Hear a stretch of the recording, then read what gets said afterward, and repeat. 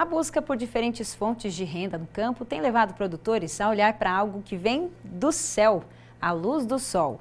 Além de plantar grãos ou criar animais, eles estão destinando parte da propriedade para a produção de energia. São as fazendas solares, uma novidade que começa a fazer parte da paisagem aqui na nossa região.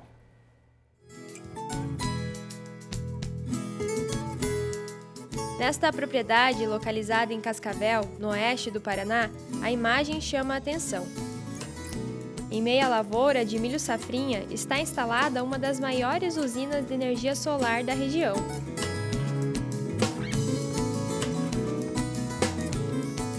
São 9 hectares com 11.040 placas fotovoltaicas. A produção é de 800 mil kWh mês, o suficiente para abastecer até 4.000 residências. O Eduardo é um dos irmãos que cuida da área de 140 hectares, que pertence à família dele desde a década de 1950. A área sempre foi destinada aqui à agricultura. Tivemos uma época também de agropecuária, mas hoje em dia ela é exclusivamente para a agricultura de soja, milho, trigo, feijão. A ideia de investir na produção de energia solar surgiu em 2021. O ponto principal nosso foi a questão de diversificação de negócios, né?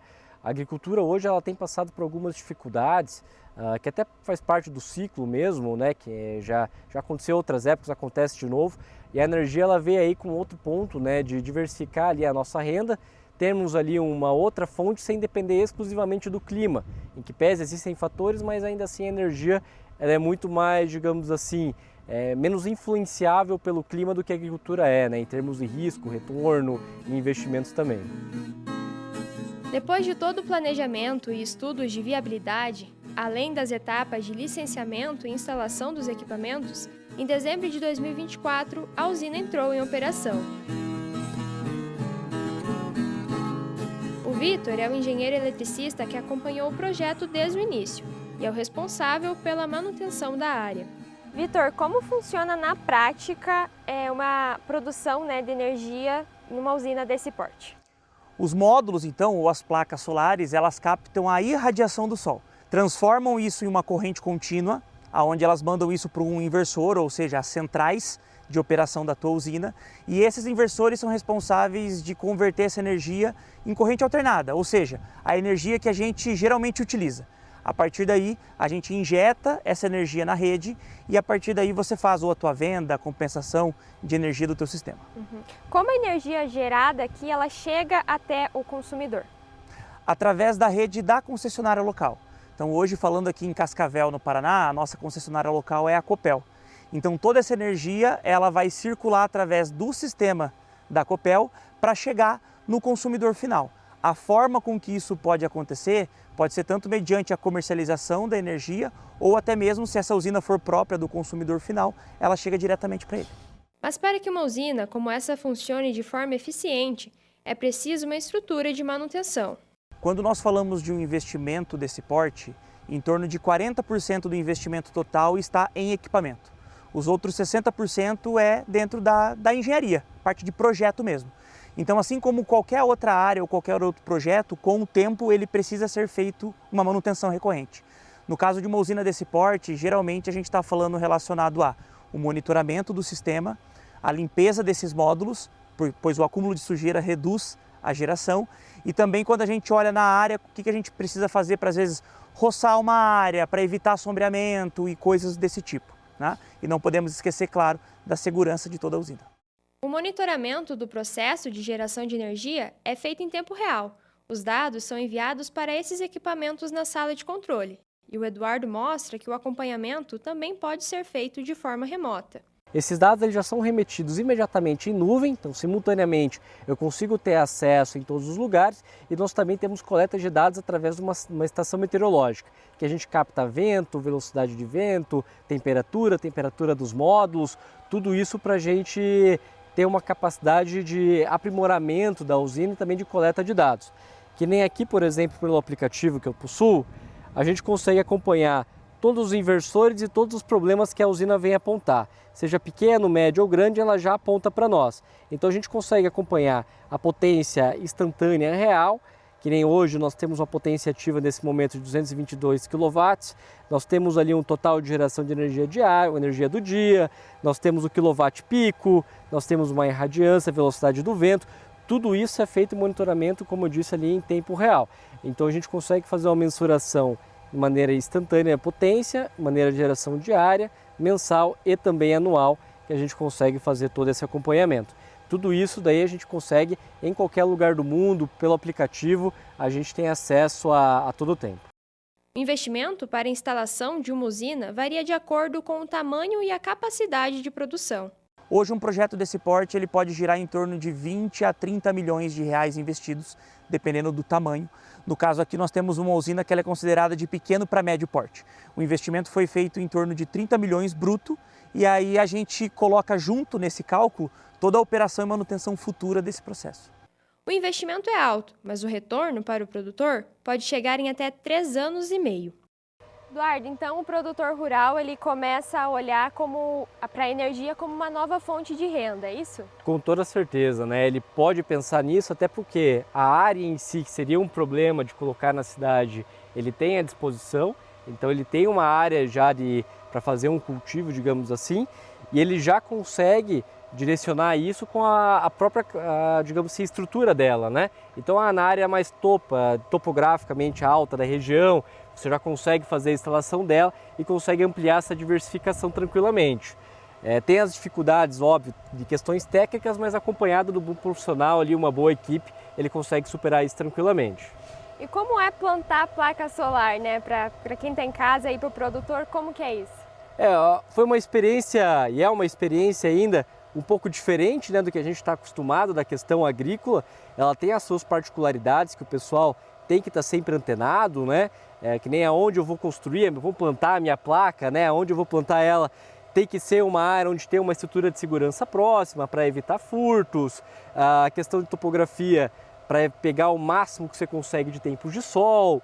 Então existem as suas particularidades, mas de fato tem sido uma experiência extremamente interessante. E graças a Deus aí tem mostrado uma rentabilidade boa e que a gente está conseguindo ali, se Deus quiser, às vezes expandir até essa operação. A energia produzida em usinas como essa já conquistaram um espaço no mercado. Empresas especializadas fazem a intermediação e a venda para consumidores em diferentes regiões. Uma delas é o Instituto Brasileiro de Energia Solar, uma companhia privada criada em Cascavel há 5 anos. E o foco é o produtor rural. Hoje aqui no Instituto, aqui na cooperativa, por volta aí de 90% dos nossos investidores são produtores rurais. Então hoje eles, em vez deles optarem por estar fazendo um investimento em aviários ou algum outro segmento, ou até mesmo para aproveitar uma parte da área que não tem uso, né? Então um morro, uma área que é uma área morta que a gente fala, eles investem em energia solar. Então eles constroem uma usina e se tornam nossos cooperados. Então hoje tem muito produtor rural que está investindo, tem muitos que já investiram e que também vêm até nós para fazer essa linha de acompanhamento dessa administração mais consciente que o cooperativo do Instituto Brasileiro faz. A energia solar é hoje uma das fontes que mais crescem no Brasil, representando cerca de 23% da matriz elétrica do país. O professor Helder dá aula no curso de Engenharia Elétrica do Centro-FAG. Ele acredita que um dos motivos para essa expansão é a regulamentação do setor. A gente sabe que a legislação é um dos aspectos que mais fomentam ou não o uso de novas tecnologias, a exemplo dos sistemas de geração de energia elétrica fotovoltaica, que ela entra dentro do contexto das energias renováveis. Então, uma série de políticas que podem ser implementadas para incentivar esse tipo de implementação de tecnologia é o que fomenta uma maior ou menor adoção, né, desse sistema de geração dentro de um contexto mais geral. No Brasil, nos últimos anos, o governo federal tem criado políticas e incentivos através de leis e também tem regulamentado, que é o mais importante, a regulamentação da implantação e comercialização dessa energia, ok? Por exemplo, a partir do último marco, que foi a Lei 14.300 de 2022, houve um ajuste aí dos incentivos para que isso pudesse ser feito de maneira, vamos dizer assim, mais assertiva, para que a sociedade como um todo e a própria nação pudesse estar, vamos dizer assim, recebendo uma energia de melhor qualidade e quantidade. Para o produtor rural, as fazendas de placas solares podem ser uma boa oportunidade. mas sem deixar de lado a origem que vem do campo. É de fato uma operação bem atrativa, em que pese, né, como a gente sempre foi agricultor, não dá para deixar de lado, né, a nossa origem, digamos assim. A agricultura, ela sempre vai ter um espaço nosso, mas de fato a energia solar é uma operação de certo bem vantajosa, sim.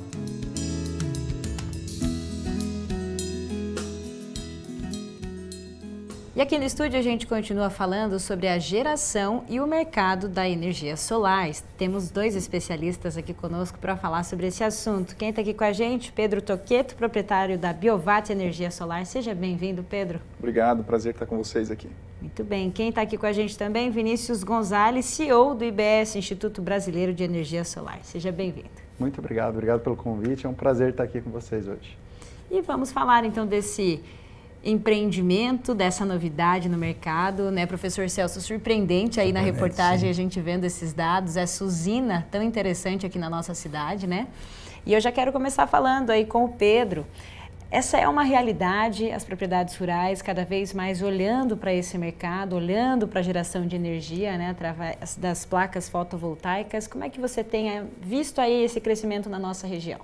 A gente já trabalha nesse setor aí desde 2012, quando a coisa começou, né? Brincando, quando tudo era mato ainda, né? Tudo era um começo, né? E o produtor rural ele veio ganhando esse conhecimento e entendendo que a necessidade de se ter uma usina fotovoltaica, tanto para autoconsumo, no primeiro momento, então os avicultores, piscicultores entendiam que, sei lá, 30% de tudo aquilo que ele gerava de recursos financeiros na sua propriedade ia numa conta de luz da concessionária. E teve, então, a vinda do fotovoltaico, ele pôde explorar isso como assim, agora eu posso gerar a minha própria energia. E esse percentual todo do meu trabalho ficar comigo. E assim começou esse mercado. De 2018 para cá, houve-se um crescimento exponencial. Na matriz energética brasileira, a gente saiu de 0,5% até 2020, de 2018 a 2020, de 0,5% para 2,2%, e de 2020 a 2026, de 2,2% a 22% da matriz energética é renovável. Porque é visto que você pode gerar sua própria energia, estamos num país tropical, onde a gente tem sol à vontade, e depois desse autoconsumo, se entendeu-se também um negócio que era você colocar uma usina fotovoltaica e ter um parceiro para essa comercialização de energia, né? Gerando uma energia limpa e rentabilizando ainda mais a sua propriedade, diversificando a renda, como o nosso próprio entrevistado ali falou, né? Plantando placa solar para ter essa renda para ele mesmo. E é engraçado, né, porque esse plantio das placas solares representa uma diversificação a mais na propriedade. E a gente conversando aqui nos bastidores, o Vinícius comentou sobre essa possível desconfiança, o produtor rural ou os consumidores. Como é que eu vou ter então essa geração? Eu vou comprar energia da rede, eu vou comprar crédito. Quero que você explique isso para a gente. O papel da IBS é justamente fazer essa administração, é fazer essa garantia que o gerador, né, o agricultor que está gerando energia lá no campo, que ele tem alguém que consuma essa energia na cidade. Então, para que haja essa rentabilidade para o investidor, é necessário que haja consumidores. Isso é uma questão importante, né? O agricultor talvez não tenha essa clareza. A concessionária não compra a energia dele. Então, se ele fizer uma usina de investimento e gerar mais energia do que aquilo que ele consome, a concessionária não vai comprar essa energia. Quem que vai consumir a energia que ele está gerando? Um consumidor, né? Uma residência, um comércio, uma empresa que vai estar consumindo essa energia que ele está gerando. Então, o papel da IBS é justamente fazer essa administração para trazer essa segurança. E existe desconfiança dos dois lados, né? Tanto de quem está gerando energia, como assim eu vou ganhar dinheiro gerando energia, da onde vai vir o recurso, e também do consumidor, como assim eu estou economizando dinheiro para consumir uma energia de um agricultor, né? Então, o nosso papel é essa conscientização, né? Eu queria fazer uma pergunta agora para o Pedro. Mas essa situação, Pedro, ela veio ficar bem forte, mais sólida, agora com a regulamentação final de 2023, né? Ajudou muito, sabe? Porque a regulamentação ela é para as duas partes, né, envolvidas. Tanto a pessoa consumidor que quer fazer o seu investimento e saber que ele tem uma questão jurídica muito bem definida, então o futuro está claro. né, tanto também para a concessionária, que é uma outra parte, um ente entre essas relações, que precisa também entender como tudo isso vai acontecer e o que ela vai ali ter de remuneração ou algum desafio para frente, né? Então são entes necessários e precisa que alguém alinhe tudo isso. E a 14300 veio para isso, trazer ali a questão jurídica e o para frente, daqui a 20 anos, como isso vai acontecer. Então é muito importante para que você invista o seu dinheiro na sua usina solar e tenha certeza de que vai poder rentabilizar e ter seu retorno do investimento garantido, né? Que você não tenha nada por esse caminho que aconteça que venha prejudicar seu investimento. Então 14300 é um marco que define o investimento sendo um investimento sólido e que o retorno vai acontecer sem problema nenhum. Pedro, vamos para a parte prática. Quem está nos acompanhando, quem está nos assistindo, se tem essa vontade, essa ambição de fazer, de repente, essa instalação de uma usina de placas solares. Qual é o principal processo que essa pessoa precisa começar a pensar e quais são os passos aí? Maravilha. Os primeiros passos aí é, primeiro, ter a área disponível para isso, que é uma área, como a gente já falou, é uma área pequena, né? Ali 800, 1000 metros quadrados para começar uma usina de investimento que é o risco menor, é uma usina que sim, a conexão é fácil de ser feita com a concessionária, a burocracia é menor, tá? E o investimento também da mesma forma. Então a primeira coisa é ter uma área suficiente e também tem a rede da concessionária chegando, né? Precisa ter uma rede trifásica ali chegando no consumidor final. Depois disso é sim escolher um parceiro sólido, competente, que tenha conhecimento e know-how para fazer essa usina totalmente regular dentro das normas, com uma qualidade que dê esses 30 anos de garantia para ele. Uhum. Claro que posterior a isso, ele tem que entender o que ele quer de retorno com essa usina. Sim. Aí sim, escolher um parceiro para essa comercialização, para esse negócio acontecer. Então, escolher os parceiros para estar contigo por 30 anos é um passo definitivo para o seu sucesso. Certo. E aí, nesse caso, Vinícius, a ideia do IBS é fazer realmente essa administração, essa ponte entre o consumidor e quem está gerando a energia. Para quem está em casa também entender, como é que funciona esse processo? É realmente um sistema cooperativista? É uma troca? Como é que é? Nós somos uma cooperativa de consumo compartilhado de energia elétrica. Então, o principal papel da cooperativa é convidar consumidores, seja empresas, residências, para consumir essa energia. Então, o maior ativo, vamos dizer assim, o ouro disso é o consumidor. Então, quanto mais consumidores dispostos a consumir essa energia que está sendo gerada, maior é a segurança do investidor. Então, como a concessionária não compra essa energia, nós precisamos de consumidores lá na ponta comprando essa energia. Mas isso precisa ser mais divulgado, né? Porque o consumidor acho que não sabe disso, né? A maioria dos consumidores não sabem. Hoje a gente aborda inúmeros consumidores, tanto empresas quanto residências. E a maioria não sabe, não tem conhecimento da existência desse mercado e dessa oportunidade de economizar. Então, o nosso trabalho é conscientização. A gente entra em contato com esses consumidores, explicando que ele tem a possibilidade de ter esse benefício, de reduzir a conta dele em 20%, e a maioria, inclusive, fica desconfiado, né? Como assim economizar 20%? Não precisa pagar nada, não tem nenhuma tarifa, ele gera essa desconfiança. Então a gente conscientiza, explica como é que funciona, explica que existe uma usina, igual a gente viu na reportagem, tem uma usina lá no campo gerando essa energia precisa ser consumida e a gente convida ele para consumir essa energia, né, e obter esse benefício. Parece que a diversificação é um caminho aí certo, né, professor Celso? Com certeza, é o caminho que vai ser...